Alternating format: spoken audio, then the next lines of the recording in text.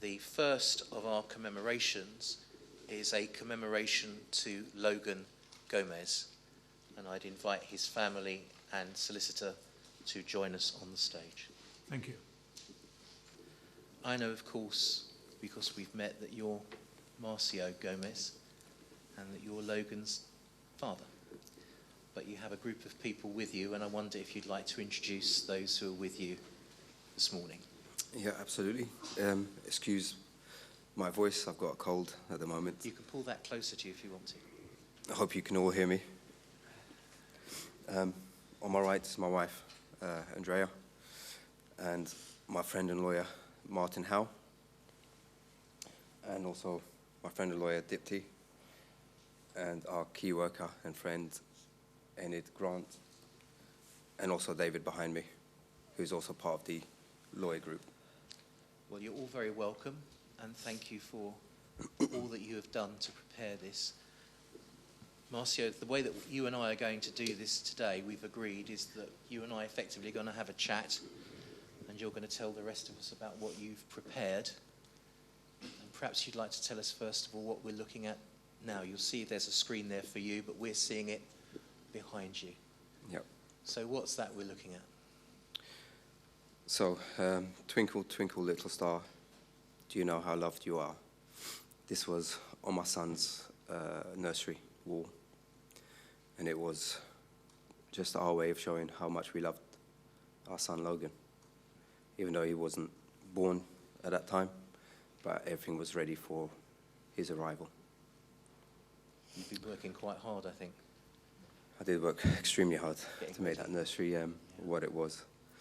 As you probably know, we lived on the 21st floor, and I lived with my wife, Andrea, and our two daughters. On that night, we managed to escape the horrific fire at around 4 in the morning. So that same evening, when I found out that we had lost our son, Logan, in a hospital. And that was the time I had to do it on my own, because my daughters, and my wife were all in comas that evening. Take your time, there's no rush. But all three are okay now? All three are okay. Physically okay? They're all physically okay, and we're trying to move on forward. Thank you. So we're going to look at another slide now, aren't we? I think you're in control there, not me, which is good. So this was our little star, Logan Gomes. His due date was on the 21st of August, but instead he was born on the 14th of June.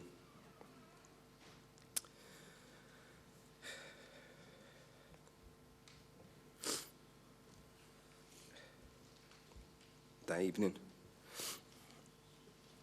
I was fortunate enough to hold my son. Just pause a minute, because some people just need to take a seat.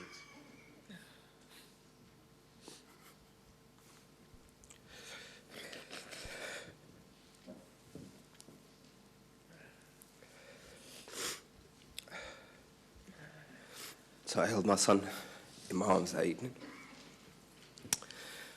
hoping it was all a bad dream, wishing, praying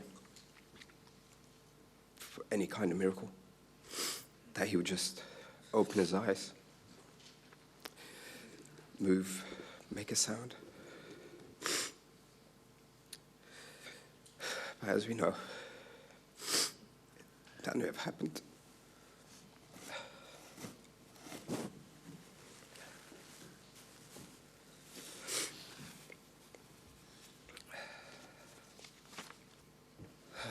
The happiness, everybody was so happy that Logan was going to be born. No more so than my wife, Andrea, as you can see from the photos. She was just glowing with happiness The pregnancy suited her. And all her friends, family, were all very happy that Logan was being born. You know, we cried during the reveal party that we had when I found out it was a boy. Maybe I've become a little bit of a crybaby nowadays, but we all cried at that moment. The girls were really happy, and during the party, the baby shower, many friends were there, and many presents, and it was all happy memories for us.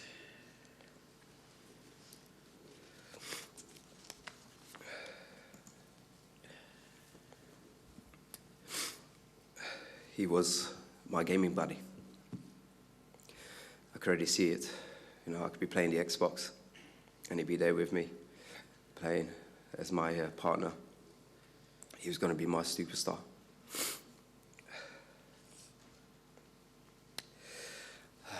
Our daughters were already making plans as before. We had the nursery ready for Logan when he was born. They didn't care about the nursery. They wanted him to sleep with them in their beds. They would say to us, "Mummy, Daddy, you can go out. You can go and have your meals. You know, don't worry about the baby. We'll look after the baby. You know, Logan will sleep with us. He'll be right here." So much so that my oldest loved his nursery and the way it was decorated so much that she wanted to swap. She wanted to sleep there. I said, "Why can't I sleep in his room and he can sleep with our youngest daughter?" But obviously we didn't allow that. They were extremely happy with what was coming. So happy that they didn't care about not having summer holidays, because normally that's important for them, to go away and be on a beach somewhere. But they didn't care. They said, "We'll put it off, it's not a problem."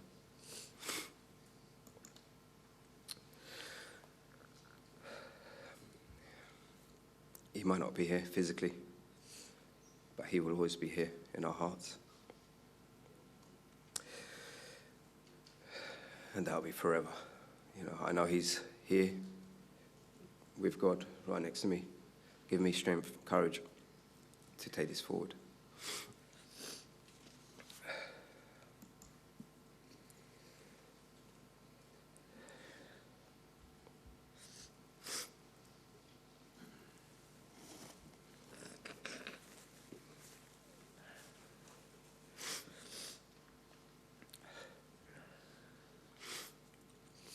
And this is our beautiful sleeping baby.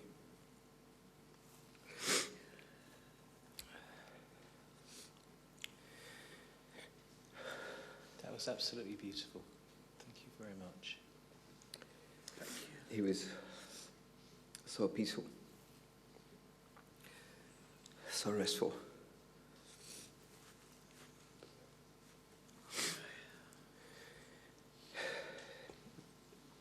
He looked like he was just sleeping, as babies do.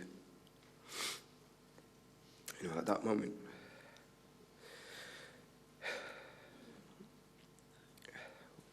we felt like our hearts had broken. And it had. But at least we were able to hold him and to be with him.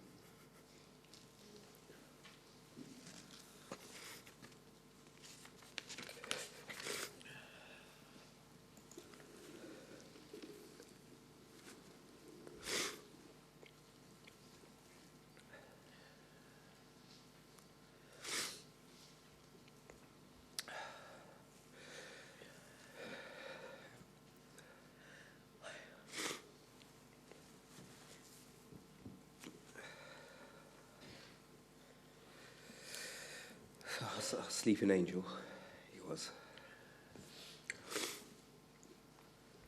We let him go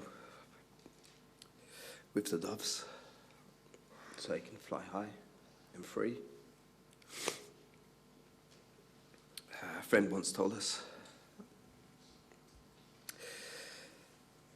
that God gives his hardest battles to his strongest soldiers.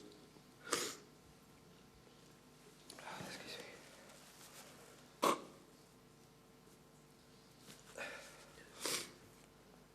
And certainly this has been our hardest battle.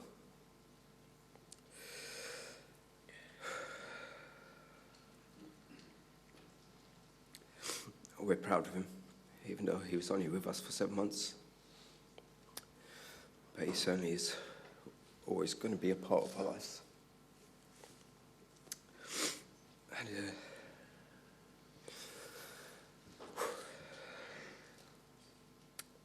you never know what you are made of until you're broken.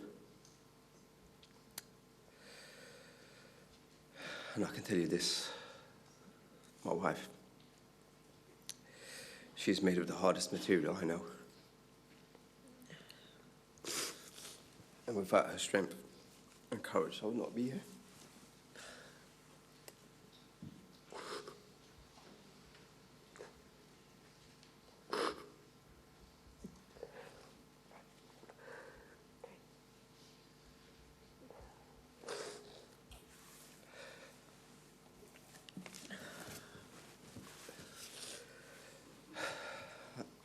I might be doing the talking, but she's the one that's always rock solid.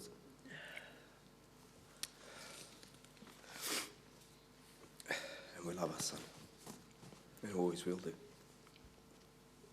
It's very, very clear from what you've been saying. Thank you for coming and telling us. I think we'll take a few moments, if we may, just to think about what we've heard, and for those who remember Logan, to remember him.